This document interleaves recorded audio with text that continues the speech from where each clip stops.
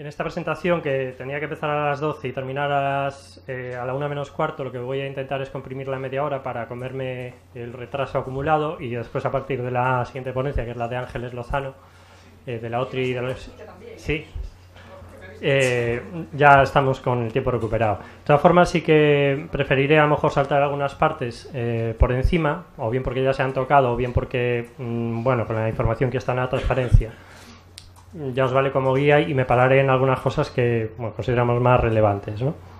Pues bueno, en esta presentación lo que pretendemos es daros una visión global de lo que pasa antes, durante y después de la presentación de una propuesta, ¿no? Porque es fundamental tener claro, pues, todas las acciones que conviene realizar, todos los esfuerzos que hay que meter en cada fase, y después cómo funciona cada una de ellas, ¿no? Aquí tenéis una especie de diagrama más o menos completo, parecido al que presentó Ancho el otro día, el viernes 5, con todo lo que conlleva preparar una propuesta, ¿no? Desde el inicio, desde que tú tienes una idea, o que la idea, bueno, no la tienes que generar en ese momento, ya la podrías tener presente o tener unos resultados ahí a la espera de seguir siendo desarrollados.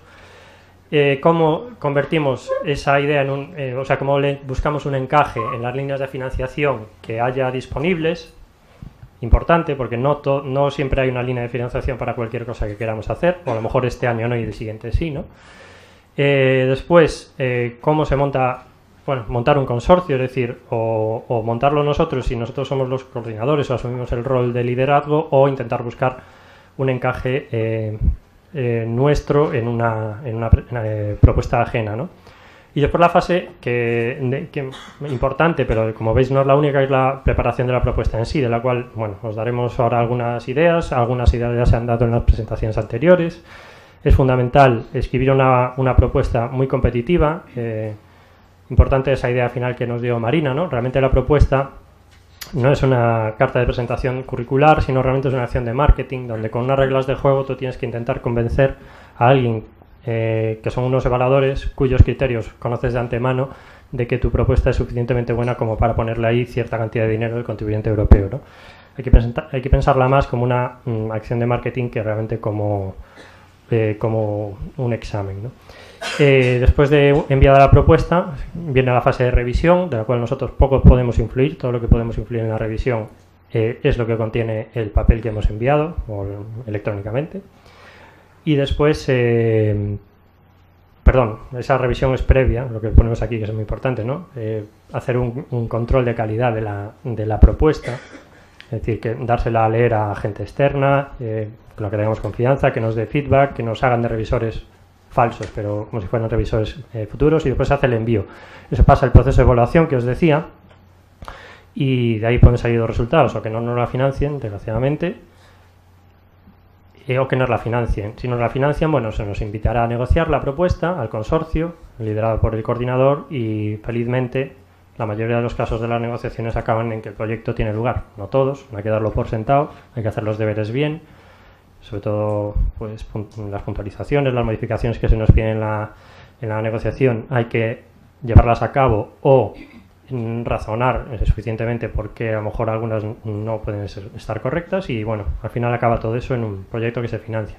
Si realmente nos rechazan la propuesta, bueno, la propuesta puede morir ahí, toda esa idea puede morir ahí, ese consorcio puede morir ahí, o realmente le podemos buscar segundas vidas, ¿no? Que pueden ser nuevas propuestas en años siguientes, modificando posiblemente las temáticas, modificando posiblemente el consorcio en función de las temáticas, desgajar partes para buscarle otro tipo de vías de financiación. Ese proyecto grande europeo a lo mejor lo podemos ubicar en proyectos nacionales o autonómicos.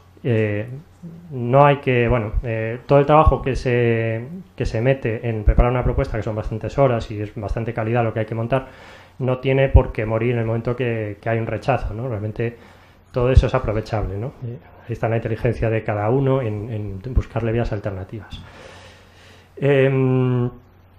Con esto esta transparencia simplemente viene a decir que realmente no tenemos que pensar todos estos consejos solo en el caso de que nosotros diseñemos una propuesta que lideremos, cuyo consorcio montemos nosotros y que, bueno, seamos los protagonistas, sino que muchas veces esa idea, ese encaje existe, pero no tiene la entidad suficiente como para ser un proyecto completo, pero muy lícitamente podemos buscar acoplar nuestros intereses a nivel de I+D, nuestra necesidad de financiación, en propuestas, en proyectos ajenos, en donde lo que nosotros aportemos al proyecto añade mucho valor y tiene mucho sentido, ¿no?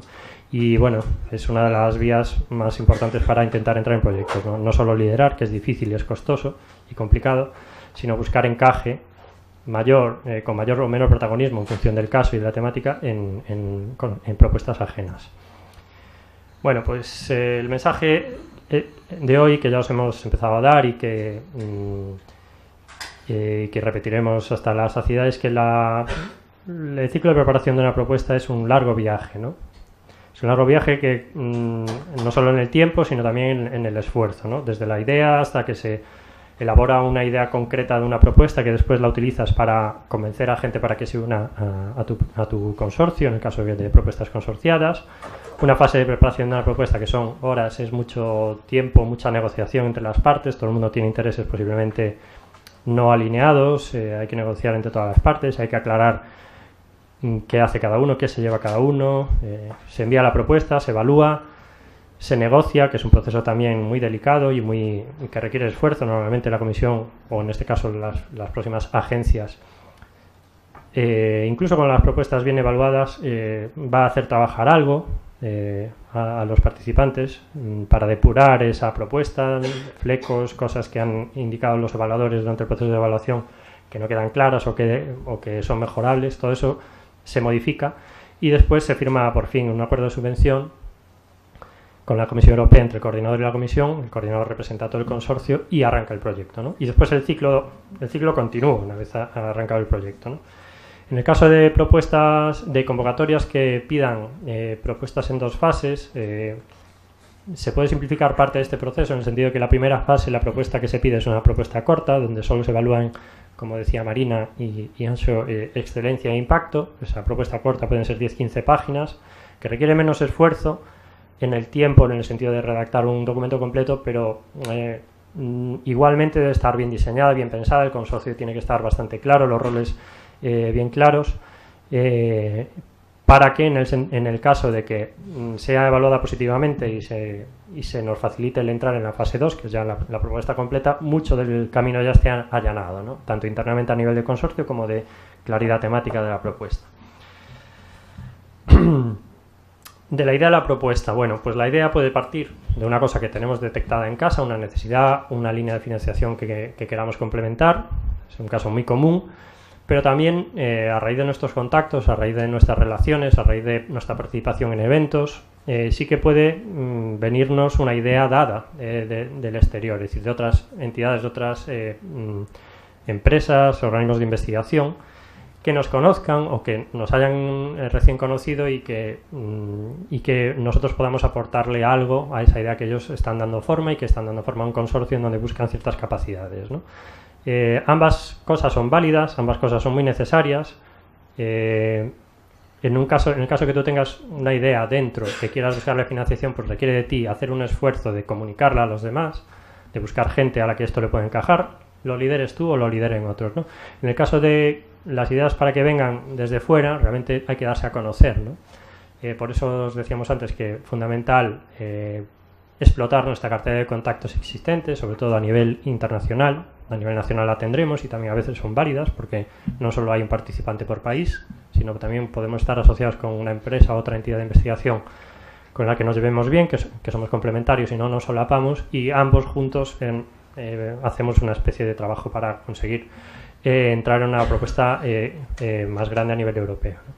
Y como os decía, en el caso de origen externo, o sea, para que alguien nos invite tiene que conocernos, tiene que saber lo que sabemos hacer bien, tiene que saber que somos fiables, a lo mejor haciendo proyectos de investigación, importa también hay cierta parte del currículum, nuestro background, lo que hayamos hecho hasta ahora, y eso es fundamental.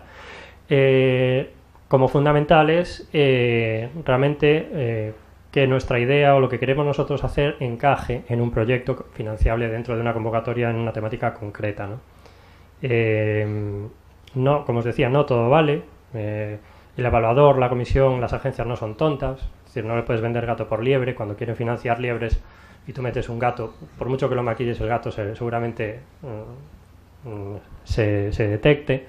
Pero también es verdad que las temáticas que se definen a veces son suficientemente generales para que, aunque la línea argumental del proyecto pues venga liderada por una serie de temáticas, nosotros desde nuestra aportación sí que podamos aportar cosas puntuales que no tendría sentido en todos los proyectos financiados en esa convocatoria, pero sí en proyectos en concreto sí que tienen mucho sentido, ¿no?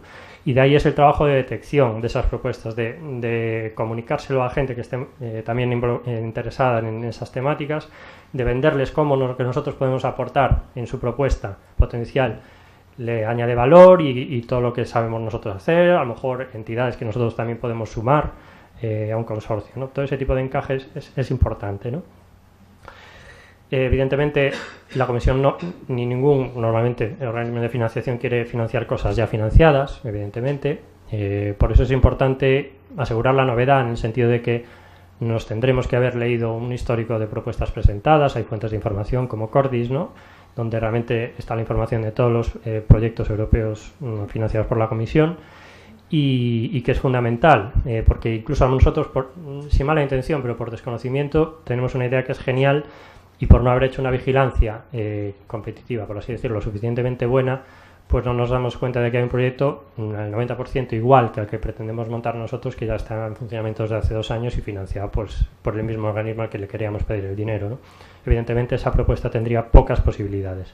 A veces no sucede y a veces lo que hay que hacer es darle una vuelta de tuerca, es decir, dar por hecho o por bueno o al menos parcialmente lo que se está haciendo en esa propuesta y nosotros centrarnos en aspectos que están menos tocados por esas propuestas previas y vender cómo nuestro trabajo en ese proyecto, si la Comisión lo financia, complementa y amplía lo que está ya financiando la propia Comisión por otros lados, ¿no? Si eso tiene sentido dentro del programa de trabajo y dentro de la convocatoria concreta, pues la propuesta tendrá más posibilidades, ¿no?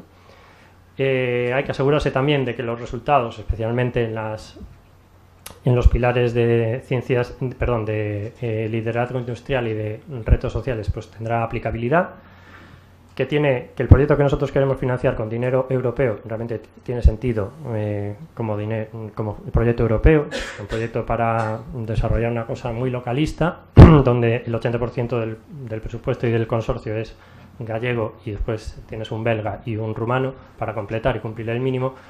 Pues eso, igual que el gato por liebre, esto también se huele, ¿no? Realmente, si eso no soluciona ninguna problemática a nivel europeo, si no genera crecimiento, empleo, si no responde a necesidades que la Comisión quiere financiar a través de este programa, que den beneficio a todos los europeos, pues difícilmente será financiable, ¿no?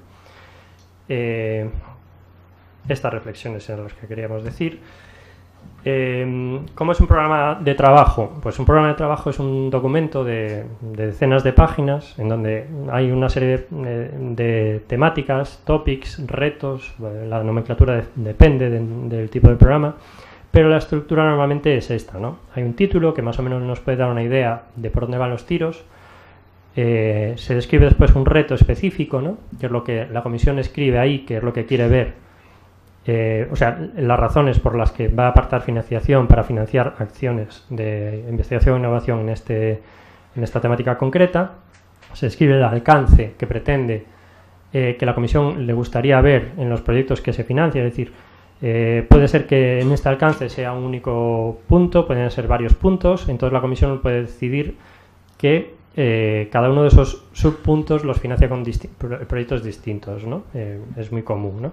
Pues está un impacto esperado, que es lo que la Comisión quiere que salga como resultados generales de cada uno de estos proyectos, y esto es una cosa muy importante porque para nuestro apartado de impacto, que como nos decía Marina y Anxo, pues por lo menos es igual de importante que los demás, y en algunos casos todavía más importante que los demás, pues estos criterios de impacto concreto en la temática en la que nosotros enviamos la propuesta, el evaluador los va a sacar de este programa de trabajo, ¿no? Entonces nosotros deberemos hacer el esfuerzo de leernos esto y, si no es con una tabla, es en modo texto, pero pones el impacto esperado según el programa de trabajo es esto, y así es como yo lo atiendo, así es como yo voy a responder a este impacto, ¿vale? Y después está importante también el instrumento de financiación, es decir, no vale cualquier tipo de proyecto en cualquier convocatoria. Normalmente cada topic, cada reto tiene su instrumento específico, acciones de investigación e innovación, o acciones de innovación, o acciones de coordinación y soporte. Cada una requiere de su instrumento específico y con unas condiciones de financiación específicas, ¿no? También es importante tener en cuenta que puede haber una temática en la que nosotros encajemos muy bien, pero que sea una temática en la que el dinero disponible, por ejemplo, son solo 4 millones y la comisión recomienda que los proyectos que se presenten sean de 3 o 4 millones, lo cual te está diciendo que posiblemente lo que quieran financiar es un único proyecto en esa temática, ¿no? Entonces hay que también valorar la idea de, oye, nuestra propuesta realmente tiene sentido meter todo este esfuerzo para ser la mejor de Europa. A lo mejor no tenemos las posibilidades, ¿no?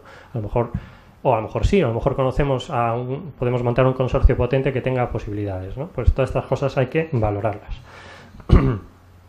Norma general para la formación de consorcios. Bueno, las propuestas que sean consorciadas, no son todas, hay algunas como las del ERC, la Marie Curie, que pueden ser individuales, hay otras Marie Curie que no. Pero en general la mayoría de proyectos son un mínimo de 3 entidades legales independientes, ¿no? ¿Vale cualquiera? Pues no, como os decía, meter a un rumano o a un polaco de turno simplemente para cubrir equilibrio geográfico con Europa del Este, si realmente la fuerza del consorcio pues se queda en un solo país, pues realmente ahí no estás teniendo ningún tipo de equilibrio geográfico y posiblemente sea difícil de vender la dimensión europea de tu proyecto, ¿no?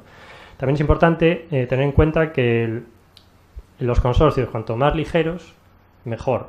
Es decir, no por meter a 40 campeones de investigación e innovación a nivel europeo en un consorcio, nuestro proyecto va a tener más posibilidades. Al contrario, una de las razones, uno de los 3 criterios contra los que no se nos evalúa es el de implementación, entre los cuales está la adecuación del presupuesto que proponemos. Es decir, lo que tú pides gastarte a fondo del contribuyente europeo, demuéstrame que es eficiente, ¿no? Pues a lo mejor es más eficiente tener solo a 1 o 2 entidades que sepan mucho de temas en los que no se solapen que tener a los 3 mejores que sepan de lo mismo, porque realmente entre esos 3, ¿cómo vendes la necesidad de que esos 3 estén en el proyecto? ¿Simplemente por su nombre o por lo que lo pueden hacer? Pues a lo mejor con uno de ellos llega, ¿no? Documentos útiles en la fase de preparación de consorcios, cuando realmente gestionemos nosotros el consorcio, pues solicitar cartas de interés, cartas de compromiso o incluso acuerdos de confidencialidad, que lo que hacen es oficializar un poco más, y sobre todo a veces con conocimiento del superior de la persona con la que estamos hablando, que hay un interés concreto y un cierto compromiso que a lo mejor no llega a completamente legal, pero sí que va firmado por unas personas en la otra entidad y de alguna manera obliga moralmente a mantener confidencialidad o a realmente mantener el compromiso hasta presentar la propuesta, ¿no? No son necesarios, ¿no?, si nos llevamos bien con los socios, pero son recomendables en algunos casos. ¿Dónde buscar socios? Bueno, la mejor opción, de nuevo, los contactos que tenemos. Después, los contactos de nuestros contactos, es decir, gente a la que nosotros nos pueda recomendar elementos intermedios que nos hayan conocido, que hayan trabajado con nosotros y que sepan que funcionamos bien en cierta temática, que sabemos trabajar en proyectos. Lo ideal, pero no es imprescindible, es que nosotros nos asociemos con gente que al menos tenga cierta experiencia en la presentación de estos proyectos, ¿no? Presentación y ejecución sobre todo, ¿no? Porque la experiencia no se sustituye por muchas jornadas informativas como esta, ni nada, ¿no? La experiencia es un grado en todas partes y en particular en estos proyectos de programa marco también, ¿no? Los eventos temáticos a nivel europeo, jornadas informativas, jornadas de plataformas tecnológicas, etcétera, son también fundamentales, ¿no? Porque es un momento donde tú puedes exponerte a otros que realmente a los que les puede ser útil en sus propuestas o realmente que te pueden ser útiles a ti, ¿no? Páginas de búsqueda de socios en Cordis y otras, dependiendo de la temática, como os indicaremos a continuación. Existen webs de contactos, por así decirlo, adecuadas. Consorcios o coordinadores o participantes en proyectos anteriores. Es una buena manera de saber, si no conoces mucho el sector, quién te puede valer, ¿no? Pues gente que haya participado en 2 o 3 proyectos anteriores relevantes, pues pueden ser un buen punto de entrada, ¿no? Plataformas tecnológicas, como decíamos en las presentaciones anteriores, redes de puntos nacionales de contacto, etcétera, ¿no? En caso para buscar socios, pues las redes de puntos nacionales de contacto que hay en cada país están asociadas normalmente, incluso financiadas con proyectos de soporte de programa marco, y lo que hacen es dar servicio a los interesados en ciertas temáticas, ¿no? Pues en función de la temática de salud, TIC, nano, energía, medio ambiente, etcétera, pues tenéis herramientas específicas orientadas a que la gente o ponga sus perfiles ahí o ponga una idea de propuesta indicando qué tipo de perfil de socio busca y después recibe respuestas, muestras de interés, y es una manera también de usar pues medios electrónicos que nos pueden ahorrar viajes para conseguir algún algún socio. Evidentemente, esta es la, pues, de arriba a abajo, la más importante, evidentemente, son las que ponemos primera, ¿no? Los contactos, los amigos de los amigos y la gente con la que hayamos trabajado, ¿no? Fase de la preparación de la propuesta. Bueno, una vez hayamos buscado encaje, hayamos avanzado en la formación del consorcio, a lo mejor el consorcio no está 100% cerrado, al 75-80%, pero tenemos la seguridad de que podemos encontrar esas piezas que nos faltan, pero el núcleo duro del consorcio está montado. Bueno, pues es buen momento para ya realmente empezar a poner negro sobre blanco con la gente que esté ya confirmada, ¿no? Lo ideal, pues evidentemente, si tenemos recursos, es una reunión física, presencial, con la gente, puede ser en un punto intermedio, puede ser en nuestra casa si nosotros coordinamos, pero que evidentemente cuesta sus recursos, ¿no? A nivel de dinero y de tiempo, pero lo que nos asegura es que realmente la gente que asiste o que va a asistir o es como marcar el antes y el después, ¿no? A partir de aquí, todo el mundo que está en esta reunión está dentro, el compromiso que tienes también con, si tienes una reunión presencial de trabajo, de compromisos futuros, pues es mayor. Por medios, evidentemente, no siempre se puede conseguir reunirse antes de la presentación de la propuesta. Hoy en día tenemos tecnologías adecuadas, videoconferencias, que bueno, pueden resolver ese problema, ¿no? Muy importante en la fase inicial de diseño de la propuesta, bueno, delimitar responsabilidades entre los distintos participantes, ¿no? No puedes pretender entrar en una propuesta o diseñar una propuesta en la que tú quieres hacer todo en todas partes, en todos los paquetes de trabajo y aportar algo relevante en todos ellos, ¿no? Realmente, coordinemos o no coordinemos, hay que asumir que pues cada uno se tiene que dedicar a lo que mejor sabe hacer, ¿no? Y realmente es así como la propuesta gana valor, ¿no? Entonces, bueno, hay a veces que por negociación pues tienes que renunciar a cosas que te gustaría hacer, pero con ello pues beneficias al proyecto entero, ¿no? ¿Por qué? Porque esta otra entidad pues realmente aporta muchísimo valor y a lo mejor nosotros lo haríamos igual de bien que ellos, pero es necesario que ellos estén porque también tienen que hacer esta otra cosa, ¿no? Importante también, antes de ponerse a poner negro sobre blanco, texto, el estado del arte y demás, ir hablando cuanto antes la temática de lo que llamaba Marina IPR, que es derechos de propiedad intelectual, ¿no? Es decir, quién realiza qué, quién se queda con qué, etcétera. Normalmente la regla básica que funciona es que la entidad que desarrolla un trabajo, una tarea, un resultado, es la dueña de propiedad, a nivel de propiedad intelectual de esa tarea. Si un resultado de un paquete de trabajo se realiza entre 2 o 3 entidades, por defecto, los titulares de esos resultados concretos serán a partes iguales, esas 3 entidades, a no ser que haya ciertas particularizaciones que caben, y es que a lo mejor pues alguna realmente renuncia a tener la propiedad a cambio de tener participación en cualquier uso de esos resultados, ¿no? Pero bueno, esos son ya son detalles más finos, pero que realmente conviene ir hablando desde el principio, sobre todo esto aplicaba mucho en los proyectos anteriores donde había transferencia de propiedad intelectual, ahora pues van a ser menos, ¿no? Pero bueno, en todo caso es importante, ¿no? Sobre todo, así no solo como la propiedad intelectual generada durante el proyecto, sino qué aporta cada uno al proyecto y cuánto de eso es necesario para que los demás obtengan su resultado, ¿no? Marina ha utilizado las palabras que se solían utilizar antes en el 7º programa marco, que era background, que es lo que todos nosotros en el momento de entrar al proyecto traemos y es nuestro y es necesario para desarrollar el proyecto, y foreground es aquello que se genera desde dentro del proyecto y tiene que tener un dueño, normalmente el que lo desarrolla, ¿no? Pero también es cierto que hay relación entre background y foreground, es decir, parte de lo que nosotros traemos de la mochila es necesario para explotar, para para poder usar lo nuevo que se genera, ¿no? Entonces, ¿en qué condiciones nosotros cedemos, si somos titulares de ese background, el uso a la gente que desarrolle el foreground correspondiente, ¿no? Pues bueno, normalmente ahí se aplican reglas de sentido común, como es que el background necesario de todos los proyectos para desarrollar un proyecto realmente hay que ponerlo disponible a las entidades en condiciones razonables, no se trata tampoco de regalar propiedad intelectual propia previa, pero en condiciones razonables y que permitan realmente al proyecto tener sentido. No tiene sentido desarrollar algo espectacular y después yo, que soy parte del consorcio, me niego a compartir ciertos elementos clave que sin los cuales no funciona el sistema, ¿no? No tiene sentido, ¿no? Muy importante también desde el inicio tener una tabla que case los criterios de evaluación contra los que nos se va a evaluar, que estarán disponibles, no solo a nivel temático, sino a nivel general, ¿no? De políticas europeas, etcétera, y irla respondiendo esa tabla, tener una columna a la izquierda con a qué debemos atender y la columna a la derecha con cómo estamos atendiendo a eso, ¿no? Eso será la base para gran parte de la tercera parte de la propuesta, que será la parte de impacto, ¿no? Y después, evidentemente, alinear matemáticas con la convocatoria. Bueno, pues, ¿cómo es una propuesta? Bueno, una propuesta consta de una memoria técnica, que es principalmente texto y explicación de presupuesto, la parte 1, calidad científico-técnica, la parte 2, implementación, que es gestión, entidades presentes, uso del dinero dentro del proyecto, justificación de por qué se pide lo que se pide, y una parte tercera, que es la de impacto, ¿no? Y después, en paralelo, también hay una memoria económica, que realmente se rellena en una aplicación online, en el propio portal del participante, en donde una vez haya construido su presupuesto con las reglas existentes, tiene su tabla en Excel en su ordenador y después la va metiendo ahí.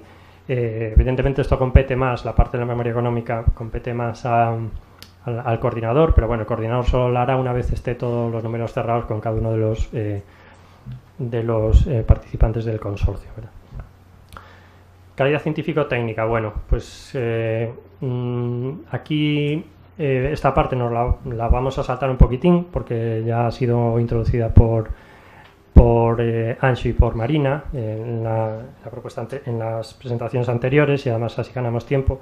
Bueno, la información que tenemos aquí no es nada nuevo con respecto a lo que han añadido, han comentado ellos, si acaso alguna temática concreta, pero bueno, os queda ahí como referencia. Para ganar tiempo vamos a saltar a la parte de gestión del proyecto. Una decisión importante, bueno, es que hay que asignar roles, ¿no?, dentro del proyecto, ¿no? Está el rol de coordinador de la propuesta, que es el líder, ¿no? Es el que representa al consorcio ante la comisión o las agencias correspondientes.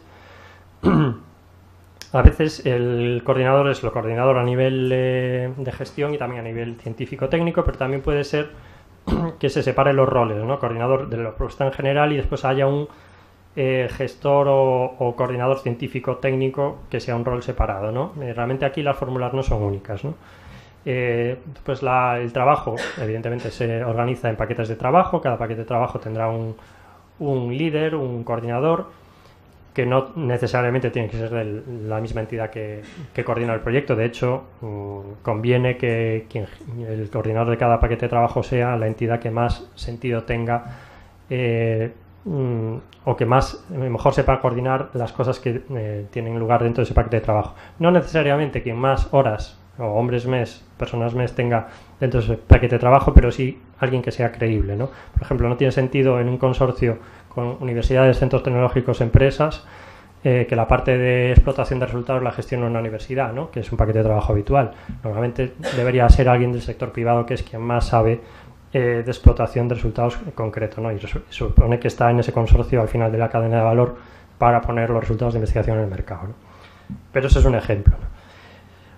Cada paquete tiene tareas, cada tarea pues tendrá un líder, que evidentemente no tiene que ser de la misma entidad, la persona que lidere de la misma entidad que lidera el paquete de trabajo, pero sí se crea una estructura en donde en ámbitos de responsabilidad decreciente siempre hay un punto de contacto al que el proyecto le puede exigir resultados, con el cual ese gestor puede tratar problemáticas que están surgiendo, y bueno, existe una estructura que realmente agiliza por la detección de problemas y la resolución de conflictos y la gestión del día a día del proyecto, ¿no? A veces tiene sentido pues tener un comité director, un comité de apoyo al proyecto, que puede ser normalmente puede ser externo, en el caso de, bueno, de lo que llaman comités consultivos, o puede ser interno para la gestión del día a día del proyecto, ¿no? ¿Coordinar o no coordinar? Os decíamos antes que coordinar tiene sus ventajas y sus inconvenientes, ¿no? Pues, ni negro ni blanco, todo tiene un sentido y puede tener sentido coordinar en muchos casos, y otros no puede tener ningún sentido, o sea, puede tener que no tenga ningún sentido coordinar, ¿no?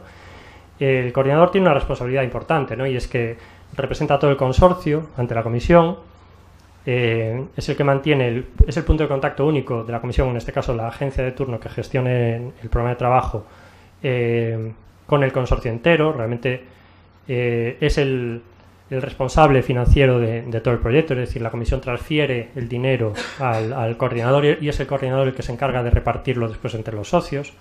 En ese sentido, pensar que con proyectos de 2 o 3 millones de euros, o de 5 o de 10, realmente ahí se manejan cantidades importantes a nivel financiero y que conllevan muchísima responsabilidad también, ¿no? Y por tanto es el garante ante la comisión de que el proyecto vaya adelante bien, el dinero se esté usando bien, el reporting se haga en tiempo, etcétera, ¿no? Las responsabilidades son grandes, ¿no? Pero también hay ventajas, ¿no? Pues las ventajas es que, bueno, cuando uno coordina una propuesta, normalmente ha liderado la parte de preparación de la propuesta, se reserva dentro de la propuesta para su entidad las partes que más le interesan, ¿no? Y eso no es negociable, es decir, uno busca después encaje de otras entidades de forma que no me afecte a lo que yo realmente quiero, ¿no? Porque yo monto este proyecto porque tengo unos intereses, no lo monto como una ONG para que los demás ganen dinero, sino realmente lo monto porque yo tengo unas prioridades y tengo unas necesidades que no puedo cubrir yo y la busco en otros, ¿no? Evidentemente es una experiencia para quien la quiera vivir que es muy recomendable, pero no todo el mundo la quiere vivir y Anxo lo sabrá, ¿no? Hay mucha gente que después de coordinar un proyecto no quiere coordinar ninguno más. Eso también puede tener que ver con la capacidad que tenga de apoyo en su institución, recursos y quebraderos de cabeza que haya tenido que ver, ¿no? Evidentemente hay muchas ventajas más, ¿no? Evidentemente el coordinador, al representar al proyecto en completo, pues tiene una mayor visibilidad de cara a futuros proyectos, de cara a que, por ejemplo, la propia comisión lo tenga en cuenta como experto para invitarlo a dar opiniones en ciertas consultas, jornadas y demás. Y evidentemente el coordinador, debido a que tiene una visión global del consorcio, debido a que ha contactado a muchas más entidades, a lo mejor que las que han entrado en su consorcio, pues bueno, el intentar coordinar, incluso cuando sale mal, abre puertas a futuro, ¿no? En el sentido de que tú has hablado con mucha gente, la gente te ubica, te toma en serio, porque realmente mover una propuesta importante no lo hace cualquiera y bueno, realmente es una buena inversión cuando realmente tenga sentido, ¿no? Desventajas, bueno, pues las que ya he mencionado, ¿no? Y algunas más. La propuesta se envía mediante el portal de participante, el envío es electrónico. Antes todavía, hasta el séptimo programa marco, y nosotros lo estamos haciendo ahora en proyectos que han empezado en este último trimestre, el acuerdo de consorcio, de subvención, todavía funcionaban en papel. A partir de ahora todo va a ser electrónico, lo cual facilita pues la firma por todas las partes, ya el documento no tiene que ir girando por todos los sitios antes de tener todas las firmas y demás. Se envía y a partir de ahí ya nosotros, como os estamos diciendo hoy, perdemos el control sobre el proceso de evaluación. No pensemos que aquí se puede influir, bueno, esta entidad, este señor, la comisión lo tiene muy en cuenta, seguro que sus propuestas son evaluadas. Bueno, sus propuestas van a ser evaluadas por gente como él, más lista o más tonta, pero igual que él, que van a ser muy bien instruidos por la comisión y las agencias para que lo que él evalúe realmente sea lo que pongan en el papel, no lo que conozca. Puede ser que te conozcan, puede ser que no te conozcan, pero realmente tu único punto para poder convencer al evaluador y a la comisión de que tu propuesta merece la pena ser financiada por encima de otras, igual o más buenas, es lo que pongas tú en el papel. Entonces, lo que vas a poner en el papel, junto con los criterios de evaluación, tiene que ser el motor director de esta acción realmente de marketing, como decía Marina, que es esta propuesta, ¿no? Tú tienes que convencer a todos los elementos de esa cadena que te va a estar observando y ayudarles a que reconozcan en tu propuesta todos esos argumentos que ellos quieren ver o que ellos han sido instruidos para valorar, para que tu puntuación aumente, ¿no? Se acerque lo más a un 15 o en el caso de los proyectos de innovación e investigación, ¿no? No podemos hacer nada más que esperar, ¿no? Hay un sistema de envío de propuestas. Las primeras convocatorias empezarán a cerrar seguramente en principio a partir de marzo. Ahora, bueno, conviene familiarizarse con este sistema, no solo los días antes, sino una vez ya decidimos que la propuesta se va a enviar, requiere su tiempo, porque no solo generar un documento de texto, pasarlo a PDF y tal, también hay que introducir muchos datos. Hay que introducir uno a uno pues, las entidades con las personas de contacto, esto normalmente lo hace el propio coordinador, rellenar los formularios de presupuesto, que realmente no es mucho tiempo, el tiempo es lo que has tardado en prepararlos, ¿no? Y cerrarlos y pactarlos con todo el consorcio, ¿no? y después el envío de la propuesta en sí, que como decía Anxo, lo más recomendable no es hacer un único envío el día 23 de abril a las 5 menos 3 minutos de la tarde, sino que lo recomendable es incluso cuando haya un esqueleto súper pobre, pero digo, bueno, la parte, por ejemplo, 1, científico-técnica, bueno, tenemos una versión más o menos preliminar, bueno, pues vamos a hacer una prueba de envío, ¿no? Eso cuenta como un envío oficial, pero realmente cada vez que hagas un envío nuevo se reescribe, es decir, si haces un envío un mes antes, 3 semanas antes, lo que te haces es curar en salud de problemas técnicos que puedas tener o que no te funciona el navegador o lo que sea, y después a medida que vas completando esa propuesta vas dejando versiones más sólidas y puedes hacer todos los envíos que quieras. Nadie te va a tener en cuenta más que el último de ellos, ¿no? El último que entre antes de las 5 de la tarde, ¿no? Que es la hora de cierre habitual del día concreto que define la convocatoria, ¿no? Así que no os preocupéis, es más, es recomendable, sobre todo para la gente que no lo conozca, y en este sentido creo que no todos vamos a conocerlo todo, porque esto es un sistema que ha cambiado ligeramente, entonces todo el mundo, hasta los que hayamos tenido proyectos anteriores, conviene que nos familiaricemos, ¿vale? Bueno, estas son las notas genéricas, esto no me voy a parar porque ya lo han comentado tanto Anxo como Marina.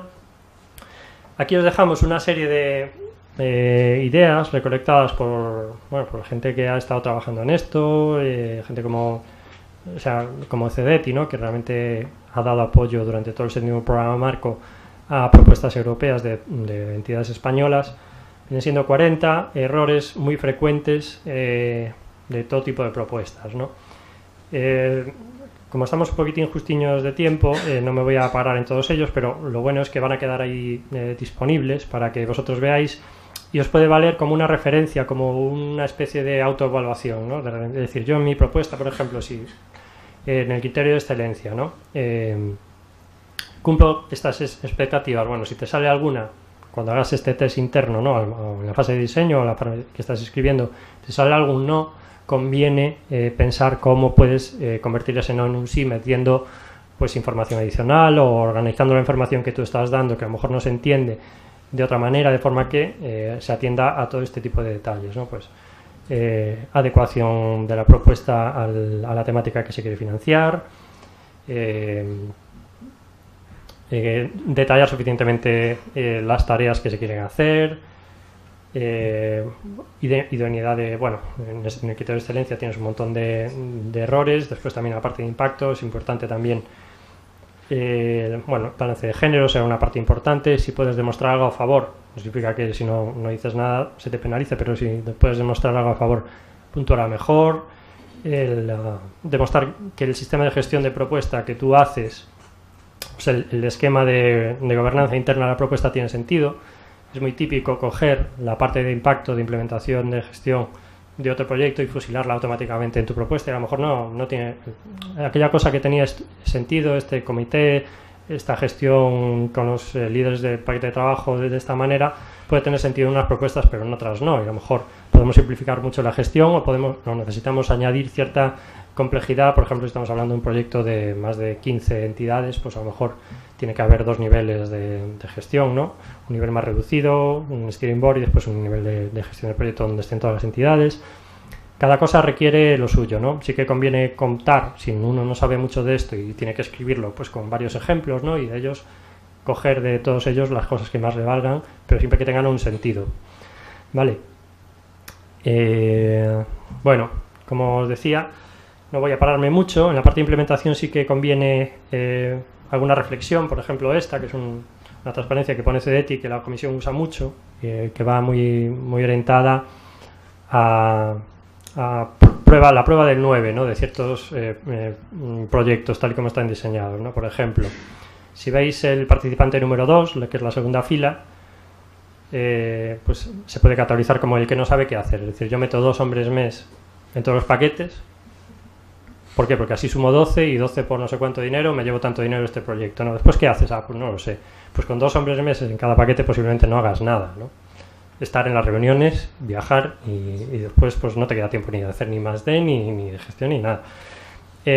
Otra cosa, por ejemplo, el paquete 5, ¿no? Pues está claro que con un proyecto de 104 personas mes, 35 personas mes están metidas en el paquete 5, que es donde todo el mundo quiere estar, ¿no? Todo el mundo quiere estar ahí haciendo su cosa que sabe hacer bien, ¿no? y después paga ciertos precios metiendo horas aquí y allá en otros paquetes de trabajo. Pues eso también hay que evitarlo, ¿no? No solo en el sentido de que desbalancea gráficamente, estéticamente la propuesta, sino en el sentido que también cuando metes mucho esfuerzo en un paquete de trabajo, esa cantidad de esfuerzo de más que tú estás poniendo es riesgo adicional para el proyecto, ¿no? ¿Qué pasa si todo lo que tú prometes hacer en ese paquete de trabajo falla, ¿no? Pues que muchos de los resultados de ese proyecto que vendrían de ese paquete de trabajo, que tiene mucho esfuerzo, pues se verán comprometidos, ¿no? Entonces, en ese sentido también hay que buscar un equilibrio, ¿no? Así como también hay que buscar evitar que haya un paquete de trabajo como el 4, que no sé cómo sería, pero podría ser, yo que sé, estandarización y explotación, por ejemplo, que a nadie quiere hacer. Que digan, pues esto son cosas de las empresas tampoco quieren hacer nada de eso en ese proyecto, lo que sea. Y por compromiso, bueno, vamos a meter tú y tú, metemos aquí 2 hombres mes y después ya pensamos qué hacemos. Bueno, pues esas cosas, al ver la tabla, saltan, ¿no? Pues está, por ejemplo, lo de los participantes que se hacen para, o sea, lo de incluir minorías, ¿no? Minorías. La pyme, la empresa lituana de turno, no sé qué, no, es que nos dicen que hay que meter a países del este porque se favorece. Sí, eso es cierto, pero sí tiene sentido para tu proyecto, ¿no? Si un día viajaste a Lituania y alguien te dio una tarjeta y le dices, bueno, tú para mi proyecto europeo, pues tendrás que demostrar por qué esa empresa o esa entidad tiene sentido, ¿no? Si hace lo mismo que hacen otras o realmente no hace nada relacionado con el proyecto, penaliza, no favorece, ¿no? Así como que un 20% de esta convocatoria, el dinero, tiene que ir a pymes. Bueno, pues hay que buscar una pyme sí o sí. Evidentemente hay que buscarla, pero mejor que tenga sentido y no encajonarla ahí en el paquete 6, por ejemplo, de explotación, sin que tenga ningún tipo de intervención en el resto del proyecto, ni en la definición de requisitos, ni en el desarrollo de la tecnología, ni nada, ¿no? Realmente si participa tiene que participar de verdad, ¿no? El proceso de negociación es importante. Me estoy extendiendo un poquitín, pero esto será del último que cuente. Es el último peldaño. Cuando llegamos al proceso de negociación hemos pasado la evaluación, nos han valorado bien, estamos no solo por encima del umbral mínimo de financiación, sino estamos dentro de la zona de financiación. Hay que diferenciar entre el 10 de la nota mínima por debajo de la cual no se va a financiar ninguna propuesta, a la nota de corte efectiva, que es donde se acaba el dinero, ¿no? El dinero se empieza a repartir pues por el 15, empieza a bajar y llega un momento que se agota, posiblemente muy por encima del 10, que es el mínimo, ¿no? Pues dependiendo de la convocatoria, el dinero se suele agotar en el 12,5, en el 11, en el 14, dependiendo de la competitividad, ¿no? de las propuestas presentadas. Pues bueno, si estamos en esa élite, ¿no? En esa élite de selección, sabemos que nuestra propuesta es bastante buena, ¿no? Es decir, estamos entre el 10% de los elegidos, en el 15 o el 20%, pero no significa que esté todo hecho.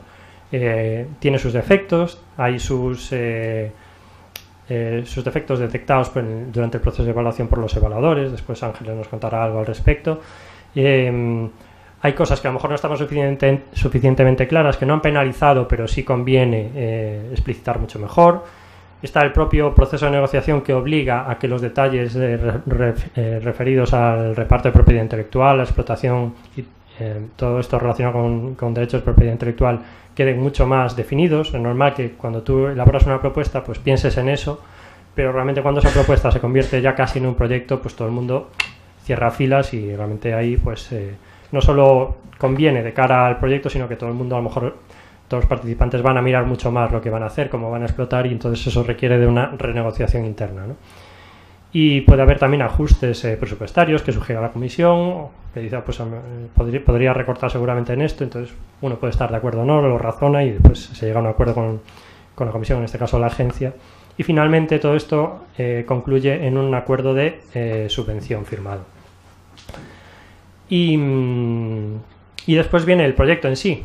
El proyecto arranca, tiene una serie de entregables, funciona durante X tiempo, 2-3 años, lo que sea. Existen ciertos periodos de evaluación intermedia, una evaluación final, unos informes anuales o periódicos, dependiendo de la tipología del proyecto, que hay que rendir cuentas a la comisión o a la agencia de turno, y al final pues generar unos resultados, ¿no? Durante todo este proyecto puede ser que, si nuestra subvención recibida es mayor de 325.000 euros, como decía Anxo, pues tengamos que certificar las cuentas de nuestra entidad. Puede ser que no, pero también es verdad que años después, incluso algún año después, bueno, hasta varios años después, todo proyecto es susceptible de sufrir una auditoría, ¿no? La idea ahora, ¿verdad, Anxo?, es reducir un poquitín la cantidad de auditorías que se hacen, pero aún así son cosas a las que todo el mundo tenemos que estar expuestos, ¿no? Y decir, Tú cuando gestionas un proyecto, mejor gestionarlo con buenas prácticas, dejar todo bien atado, no dejar nada al azar, para el día que te venga una posibilidad de auditoría simplemente sacar todo y trabajar con el auditor para demostrar que bueno, ese gasto se ha hecho bien, que no se ha malgastado el dinero y que todo ha quedado con facturas anotadas, etcétera, ¿no? Usadas para lo que habría que usar. Recomendaciones finales, bueno, todas las partes cuentan por igual, incluso a veces la de impacto cuenta un poco más, pero no hay que descuidar nada, no solo por hacer una parte de la memoria brillante a nivel científico-técnico vamos a tener la propuesta ganada, ¿no? Con eso tendríamos 5 de puntos de 15. Los otros 10 puntos cuentan más en total y hay que sumarlos con una buena implementación, una buena gestión y una buena parte de impacto, ¿no? Para ello, ¿qué podemos hacer? Bueno, utilizar a toda la gente que sabe mucho, puntos nacionales de contacto, eventos, presentaciones, información. Podemos utilizar para evaluar previamente nuestras propuestas a la propia comisión. A veces ofrecen el servicio de evaluación previa de ideas muy concretas y con bueno, muy poca información, 1 o 2 páginas, pero bueno, sí que nos vale como un buen feedback. A los propios puntos nacionales de contacto podemos utilizarlos para que nos den ciertas ideas cuando tengamos dudas de si suficiente calidad, si la adecuación de la temática es buena. Y hay mucha información, los propios officers de la comisión, los help desks, como el que mencionaba Marina, etcétera. Y hasta aquí. No sé si tenéis alguna pregunta. Una especie de diagrama más o menos completo, parecido al que presentó Ancho el otro día, el viernes 5, con todo lo que conlleva preparar una propuesta, ¿no? Desde el inicio, desde que tú tienes una idea, o que la idea bueno, no la tienes que generar en ese momento, ya la podrías tener presente o tener unos resultados ahí a la espera de seguir siendo desarrollados. ¿Cómo convertimos esa idea en cómo buscamos un encaje en las líneas de financiación que haya disponibles? Importante, porque no siempre hay una línea de financiación para cualquier cosa que queramos hacer, o a lo mejor este año no y el siguiente sí, ¿no? Después, cómo se montar un consorcio, es decir, o montarlo nosotros si nosotros somos los coordinadores o asumimos el rol de liderazgo, o intentar buscar un encaje nuestro, el papel que hemos enviado o electrónicamente. Y después, esa revisión es previa, lo que ponemos aquí que es muy importante, ¿no? Hacer un control de calidad de la propuesta, es decir, que dársela a leer a gente externa, con la que tengamos confianza, que nos dé feedback, que nos hagan de revisores falsos, pero como si fueran revisores futuros, y después hace el envío. Eso pasa el proceso de evaluación que os decía, y de ahí pueden salir los resultados, o que no nos la financien, desgraciadamente, o que nos la financien. Si nos la financian, bueno, se nos invitará a negociar la propuesta al consorcio, liderado por el coordinador, y felizmente la mayoría de los casos de las negociaciones acaban en que el proyecto tiene lugar. No todos, no hay que darlo por sentado, hay que hacer los deberes bien, sobre todo pues las puntualizaciones, las modificaciones que se nos piden en la negociación, hay que llevarlas a cabo. O en esta presentación, que tenía que empezar a las 12 y terminar a la 1 menos cuarto, lo que voy a intentar es comprimirla en media hora para comerme el retraso acumulado, y después, a partir de la siguiente ponencia, que es la de Ángeles Lozano, de la OTRI y de los... Sí. Ya estamos con el tiempo recuperado. De todas formas, sí que preferiré a lo mejor saltar algunas partes por encima, o bien porque ya se han tocado, o bien porque, bueno, con la información que está en la transparencia, ya os vale como guía, y me pararé en algunas cosas que consideramos más relevantes, ¿no? Pues bueno, en esta presentación lo que pretendemos es daros una visión global de lo que pasa antes, durante y después de la presentación de una propuesta, ¿no? Porque es fundamental tener claro pues todas las acciones que conviene realizar, todos los esfuerzos que hay que meter en cada fase, y después cómo funciona cada una de ellas, ¿no? Aquí tenéis una propuesta ajena, ¿no? Y después la fase que importante, pero como veis no es la única, es la preparación de la propuesta en sí, de la cual, bueno, os daremos ahora algunas ideas ya se han dado en las presentaciones anteriores. Es fundamental escribir una propuesta muy competitiva. Importante esa idea final que nos dio Marina, ¿no? Realmente la propuesta no es una carta de presentación curricular, sino realmente es una acción de marketing, donde con unas reglas de juego tú tienes que intentar convencer a alguien que son unos evaluadores cuyos criterios conoces de antemano, de que tu propuesta es suficientemente buena como para ponerle ahí cierta cantidad de dinero del contribuyente europeo, ¿no? hay que pensarla más como una acción de marketing que realmente como un examen, ¿no?